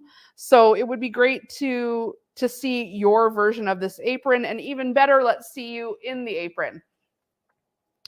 And that's where you can post your pics. And you know, what I love about that group is this all makes sense to all the people in there. Lots of people in there are doing this class and have the kit too. And so when everyone's sort of working on the same things, or it's fun to see everybody's version of it. So, you know, that's what's so great about the homemade community, is that we're all working on, you know, similar things, and we can kind of feed off of each other and build each other up, help each other out, have a laugh. So if you haven't joined the group yet, definitely do that. We'll get you in there. We often post like little bonus things in there, And so it's always great to have you. Okay, I'm getting to the end. Oh, pretty good on being lined up. All right. Redemption. It is a bit of a process, the pinning. And the sewing is even longer, so be ready. I mean, it's not long. It's just you have to do it twice because the inside and then the outside. All right, let's start. So I know someone said, why not serge it? You could, but I'm keeping the inside seam here as thin as possible. So just a little bit of, less thread. I am going to put my 1/4 inch foot back on the machine.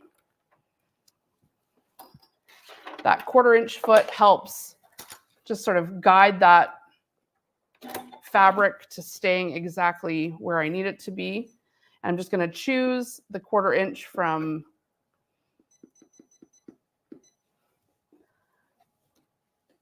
the menu there, so it automatically puts my needle over, and I'm going to back stitch.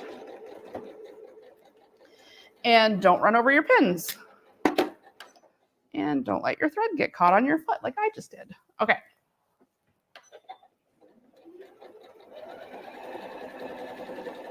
And we're on a real straightaway on the sides here, so I don't mind going pretty fast.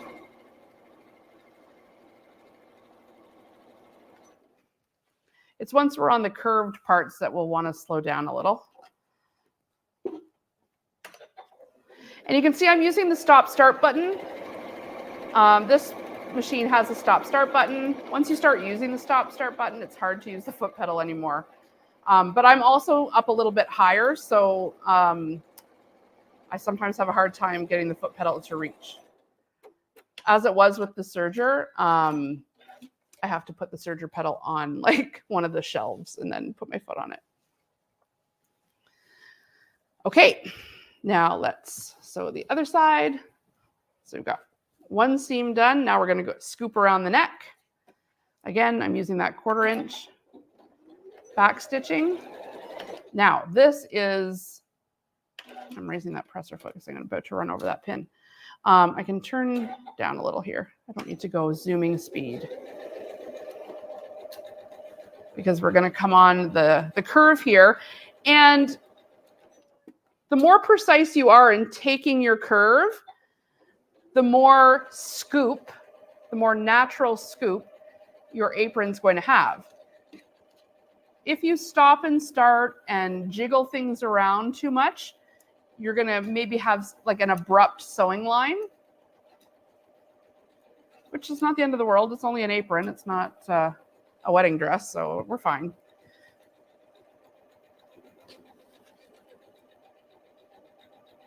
But just kind of ease those curves and it'll lay nice and flat for you after. And then once you get on the straightaway, then you can haul it.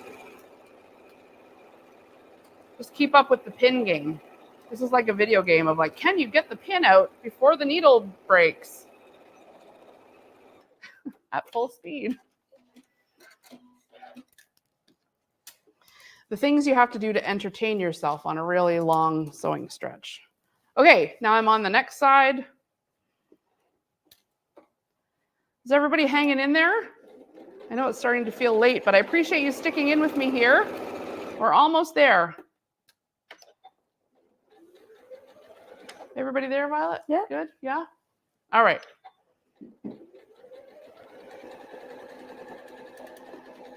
Let me know if there's any other projects you'd like me to make live or you'd like to see done. I'm always happy to do these kinds of one-off little projects. They don't always have to be a huge quilt. I was thinking maybe we could do a jelly roll rug, some things like that in the new year. Projects that, it's nice to have a bit of guidance with, but that won't take weeks and weeks and weeks. You can sit down and kind of do them in one session.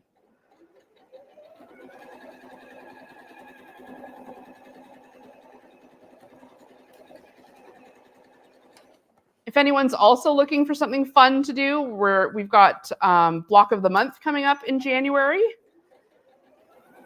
We're on the wait list for that right now, but if you put your name down, if you're interested in doing our block of the month, we're going to do a class just like this every month where we make the block, and by the end of 2024, we'll have all made the Barn Star Sampler. I love that quilt. Gorgeous. Look at it. Yeah, nice. So I'm excited for that. You can put your name on the wait list. That sold out pretty quick, but we are taking a wait list to see if we should do another round. So if anyone's interested in that, you can put your name on the wait list. We also have brush lettering coming out in March. The kits for that will ship in March. So if you visit homemade.ca and just look for the upcoming classes, you guys can find brush lettering. That's going to be really fun. There's lots of cool pens in that kit, books, practice books, projects. If you liked Watercolor Wednesdays last year and the year before, you'll love brush lettering. So I'd encourage you to grab that kit. The kits do sell out, you guys, so don't think, oh, maybe I will, maybe I won't. If you want to, I'd suggest doing it because they always sell out. And then we try our best at the end to like cobble together more because people are always writing and saying like, is there any more? I missed it, or I should have done it. But we can't always get the supplies. We always try. We were able to get a few more of these patterns, but we can't get any more of this fabric. So, you know, we try to just guess on how many, and then it is what it is. All right, one last side here. Almost there, almost there. A couple more steps. A lot of people want to see a jelly roll rug. The jelly roll rug, that'd be a good one. It requires a lot of, well, obviously you need a jelly roll, and you need 2 rolls of of the batting. So that's something we could think about doing for sure.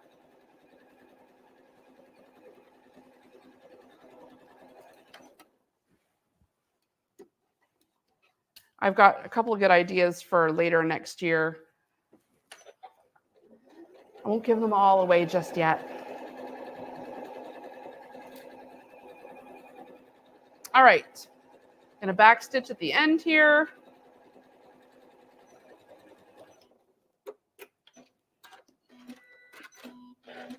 Okay, it's all sewed together, like the wonky parts. Now what we're going to do is flip up the bottom, our serged edge.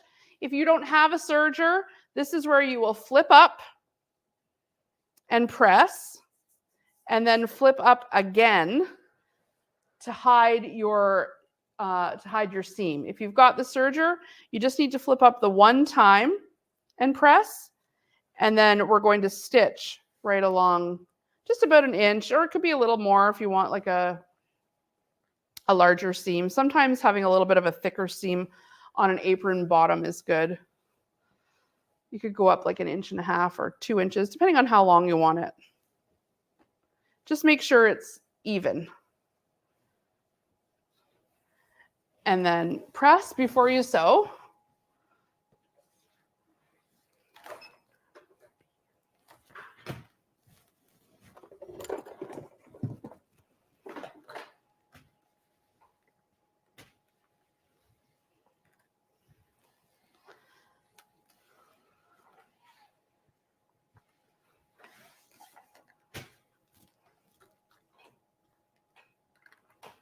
Mom, are you ever going to do a cricket event?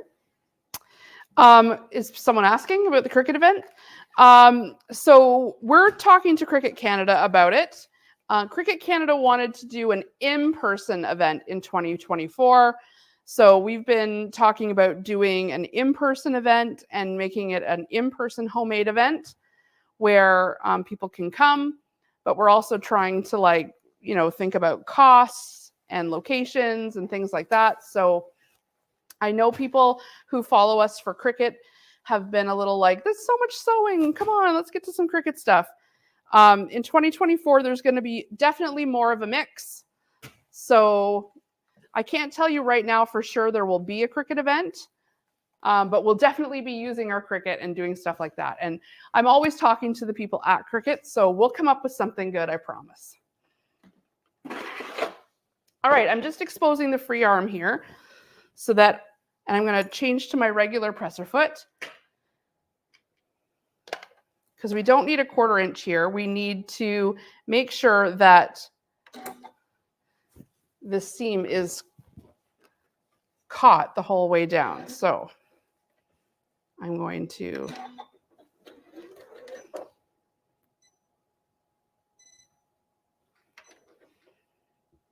go back to my regular straight stitch.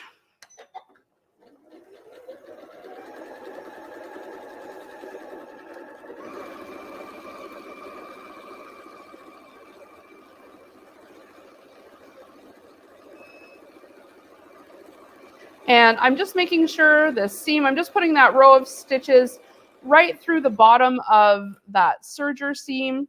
Now, if you don't have a serger, again, you'll have flipped this up again twice so that you're not, so that there's no, oh, it's giving me a little bobbin alarm here. Let's play bobbin chicken. Who's gonna win?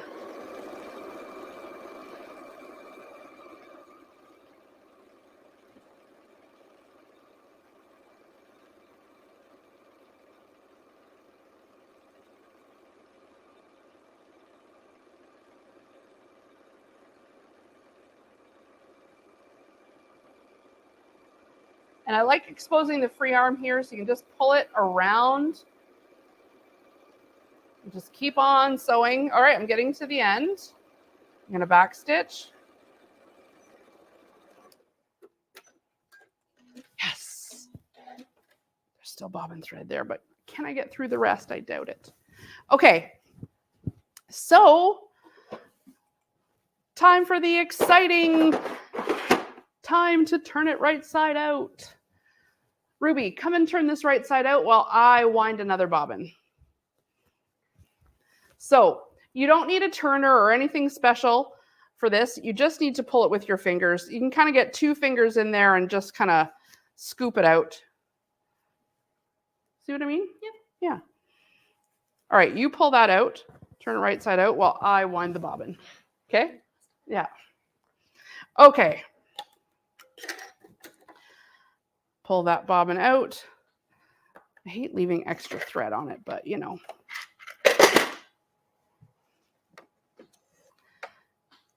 And I want to use the same thread on the top and the bottom. So that's why I'm winding another one versus just grabbing a pre-wound bobbin. Most of you got a spool of pink thread in your kit. It's a 40 weight all-purpose from Wonderfill. It's perfect for this kind of thing.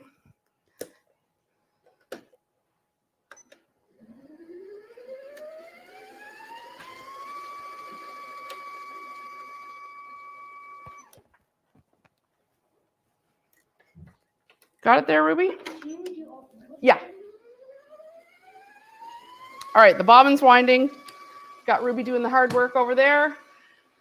Oh, I should just grab a Diet Coke or something. I need one, yeah.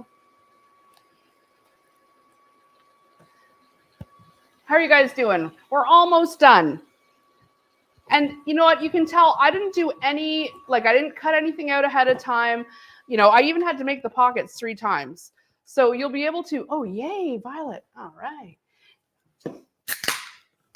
You'll even be able to get this done now that you've watched me do it. Thank you, Ruby. Oh, you're still going. All right, go ahead. Sorry, I thought you were done. You'll be able to get this done in just a little over an hour. It's not too bad, especially if you're, not distracted while sewing. You'll be able to get this done pretty quick. You won't be messing about with your serger, redoing the pockets. You'll probably start with your Diet Coke with you and not, midway through. Gotta say, I love the needle threader on this machine. I don't love the needle threader on all machines, but this one, done, worked. Works every time. I don't know what they did different with this one, but it's a good one. It's good news, eh, Rube? Yeah. Okay, I'll take it. Thank you. Okay, thanks, honey. So just 2 fingers in and out it'll come. No need for like a safety pin or anything like that. But we do need to press this big time. So let's bring this over to the ironing board. Remember, we did not sew shut any of our strappy ends. And that's because we have to insert one strap into the next. And I gotta say, I don't love that part about this pattern. It does feel a little bulky when you put the same size strap into another one. Like they don't quite, they don't go in like super seamlessly, but it's fine. You'll see what I mean when you get to that part. And it is going to be important that you take a minute and make sure that your seams are out. And you might want to just roll like between your finger and your thumb down through the seams. And we're going to press this so that we're not seeing the other fabric on the other side. Otherwise, your seam is rolled over too much. And if you just kind of, between your finger and your thumb, do this rolling bit, you can kind of get your seam so that it stitches out instead of a fold out. And we want this, oh, that steam is so good.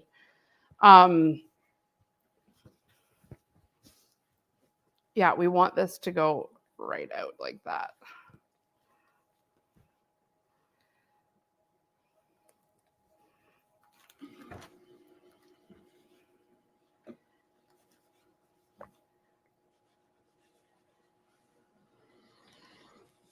So let me know in the comments here too if you're a first timer.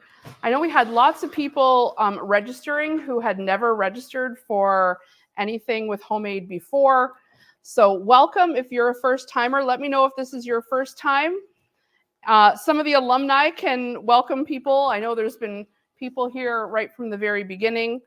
You can let the new people know what they're in for. Although I think they've experienced it, to be quite honest. One more strap here.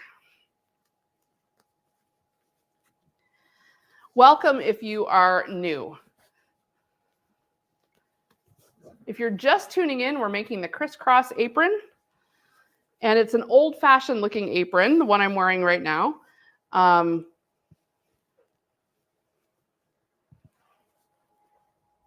made a dress version too, out of the Fableism fabric that we've got on our website. I love that fabric that's in the shop. And so I'm always looking for things to make out of it. And this sort of was perfect. But the vintage prints really lend themselves to the old-fashioned feel here. All right, make sure everything's laying nice and flat.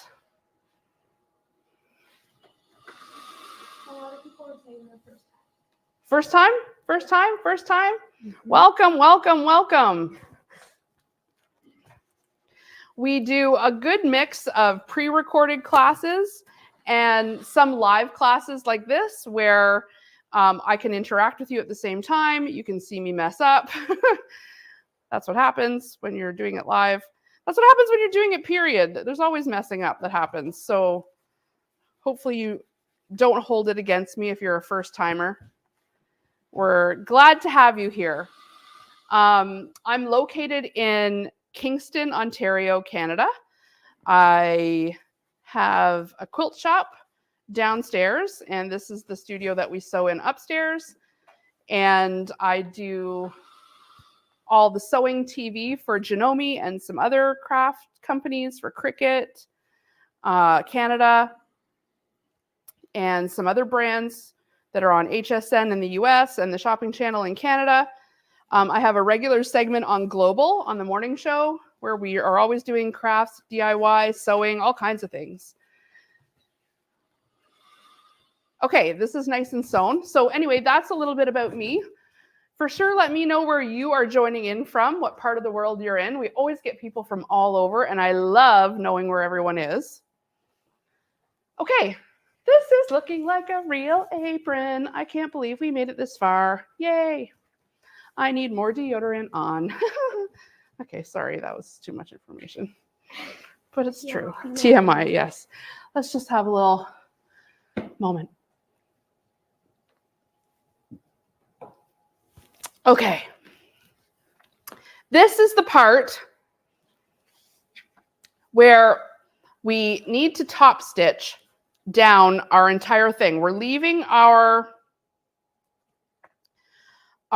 sides open, but we want to fold in one side, just like this. Fold it in, less than an inch, about an inch, whatever, as long as it's even, it's fine. About an inch, and then this one too, about an inch. And I'm going to press that.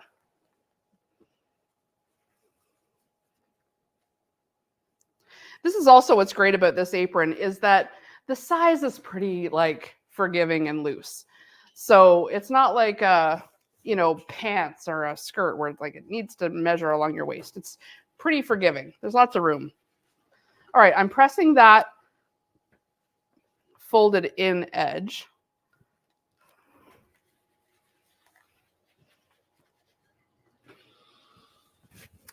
I know it's not PC to be drinking like Diet Coke. everyone always has their nice water bottle, but I just need the bubbles, you guys. Okay. All right.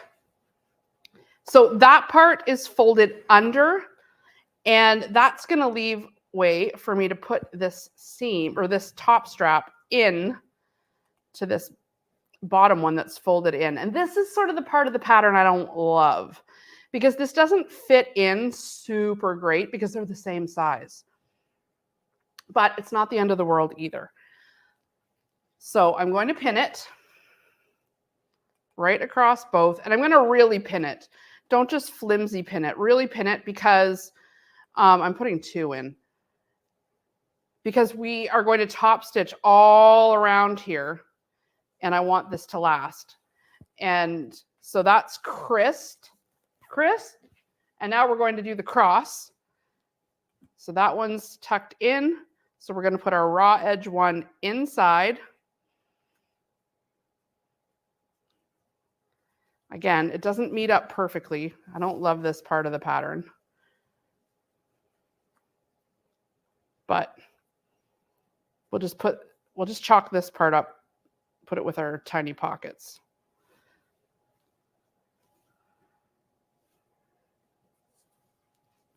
Pin.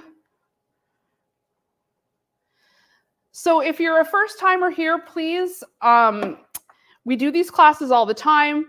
So if you don't want to have to register every time, just follow the Facebook page here, join our group, and then you'll just get notifications like we're going live, and then you can join in without having to get the email and things like that.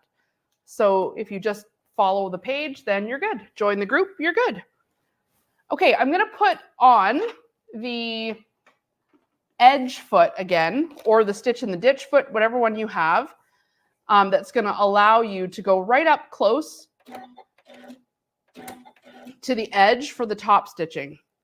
So I'm going to show you what I mean here. And so do we have, yeah, we've got a close shot. So you've got that, oh, what am I doing? That's the blind hem. Blind hem's not bad either. It does have that edge. But really, I want the S foot. This is better. I'm going to use stitch in the ditch, because I don't have an edge foot for this one yet. So I'm putting that edge foot on, which means the fabric can't escape. So I'm just going to put my needle over ever so slightly to the left. So maybe you have a knob that moves your needle over. This one's just by the button. And I'm just going to needle down, and I can see that I'm right on the edge. Oh yeah, I wound the bobbin. I was going to say, oh, am I playing bobbin chicken again? No. And now I've got a super, super close seam on the edge of my apron here.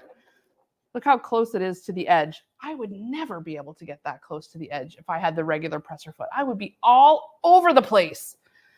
This, Allows you to get super close to the edge. And I love when you've got accessories like this that help you get more out of your machine, which is really, really great because you've probably spent a lot of money on your machine, and it probably does come with a lot of accessories. So maybe it has something like this that it already comes with. Or if you want to order a foot like this, we can help you. Just send us an email, info@homemade.ca. Even if you're in the US, we can order accessories for you. Machines, there's some machines we can get for people in the US, but we always try to give you guys great prices. We get some good deals from Janome. We try to pass them on to you. Okay, right down to the end. So yeah, email us at info@homemade.ca if you need one of these extra cool feet for your machine. And we will do our best to get it for you. Just let us know what machine, what model number you have, because all the feet are different for different machines. Huh, so convenient. But yeah, all the machines, the feet go for specific machines. So we need to know what machine you need so we know what foot to get for you.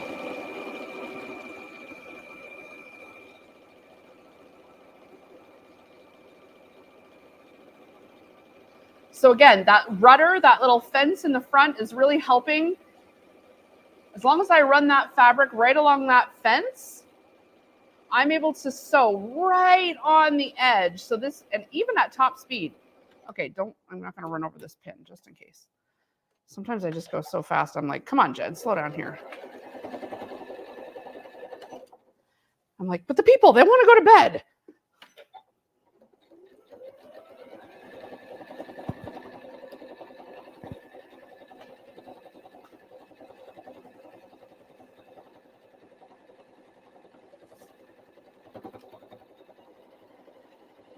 If you'd like the kit, we'll put it in the comments, or you can just go on our website too. We've also got the pattern. If you just want the pattern and you want to use your own fabric, you can just look up the class. There's an apron only, or there's a pattern only drop down in the menu. You can just grab the pattern. Did you ever get a machine cleaner in? Pardon? Did you ever get a machine cleaner in? Pardon? A machine cleaner. Did you ever get one? What do you mean, a machine cleaner? It just says, did you ever get the machine cleaner in? To clean the machine. Like a technician? If you mean a technician, yes. We have a great guy named Damien who cleans all our machines. And so if you're local, you can drop your machine off and he will get it nice and give it a little spa day for you. If you're not local, you can ship it to us if you don't have someone near you.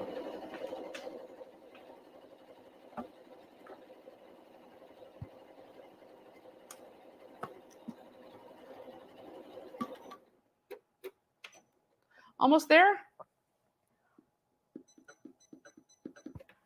Just need to move my needle over a smidge more. It's like. What Janome would you recommend for a sewing newbie? What Janome would I recommend for a sewing newbie? Okay. There's varying degrees of newbie. Do you have a machine already, or would this be your first machine, or do you have a machine that you're new and you've kind of outgrown, or maybe you've been using like an old machine? The machine for someone who's first starting out, that's great.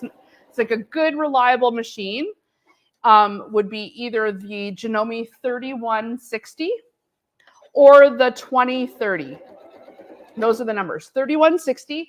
The 3160 is the first machine that has the scissors. You've seen me press the scissors like this. It cuts the thread. I don't even have to bring the scissors over. That's the most introductory machine that has the scissor function. And the scissor function is something, once you use it, you can't live without it. So if you start with the scissors, you're really lucky. The 2030, however, is very similar to the 3160, but no scissors. The scissors also drives up the price. So budget is something to consider too, especially when you're new and you're trying to figure out whether or not you really like this sport. So my suggestion would be, if you're looking for something under $1,000, if you're new, then the 3160 is a great option. It's around $800, which is still a lot of money. The 2030 is around $699, I'd say. And also a really good machine, just no scissors. If you need to go even less expensive than that, like very, very newbie, like around the under $300 mark, the C30 is an electronic machine, great machine for getting started. It's smaller, does not have the scissors, obviously, but has a lot of really good stitches, but it's just got a smaller footprint. And probably you will outgrow the C30 if you get into sewing.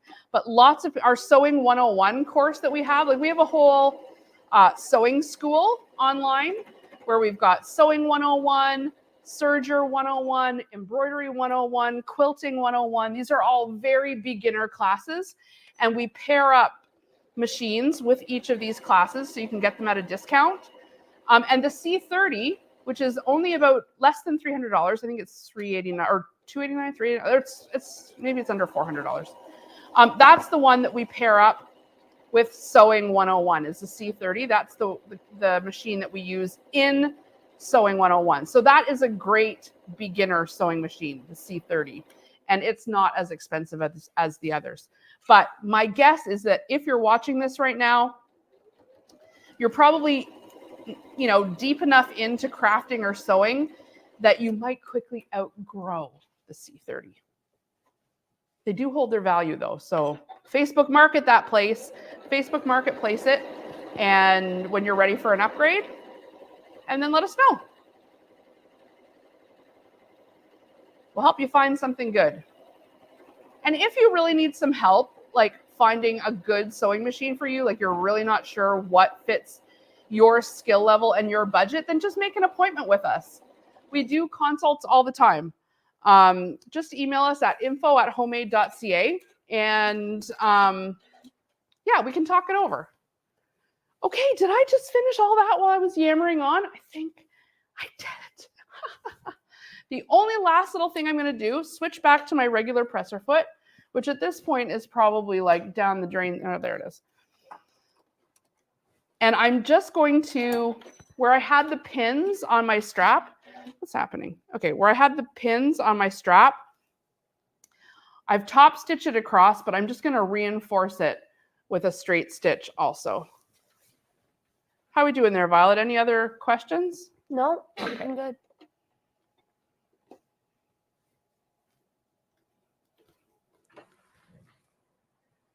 This is just wanting to come out of that little socket there. So yeah, I'm just going to straight stitch right across that to reinforce the strap, back stitch, and back stitch. And the other side, and that's going to be it. That's going to be it. I'm going to be done after this. Do you ever get to the very last thing and you're like a dog waiting to go outside? Like, I'm done, I'm done, I'm done.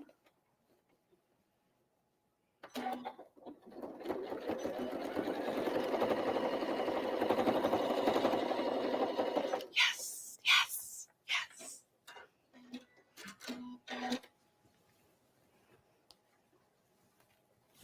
All right, I see a few little straggly threads that we'll go and snip off. But this is done.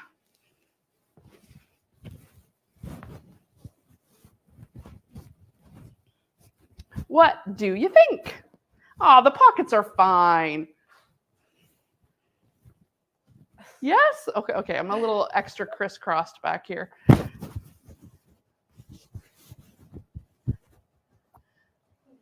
I'll get it straightened out. Ruby says it's amazing. Well, good, Ruby, you can have this one. We all can have one. We've got enough of them now. I think it's super cute. And it's so comfy. So comfy. And you'll notice that the bottom stays open for easy washing. Also, I guess if you were out, needing to collect the eggs big time, you'd have a nice little pouch here. I'm not making fun of collecting eggs. I think having chickens is like the best. The kids won't let me do it because they think we'll then have, they just think that would be going down a whole other rabbit hole if we had chickens, but I would totally do that. I think it's the best. I did tone on tone with the pockets. You could go the other way, but what do you think? I'm going to move this so you guys can see. I don't know if that's going to work or not. There. Me and my friend and our matching aprons. Here, Ruby, come on in. You can have this one. Violet, you can have one too. Violet's busy at the computer. There you go. What do you think?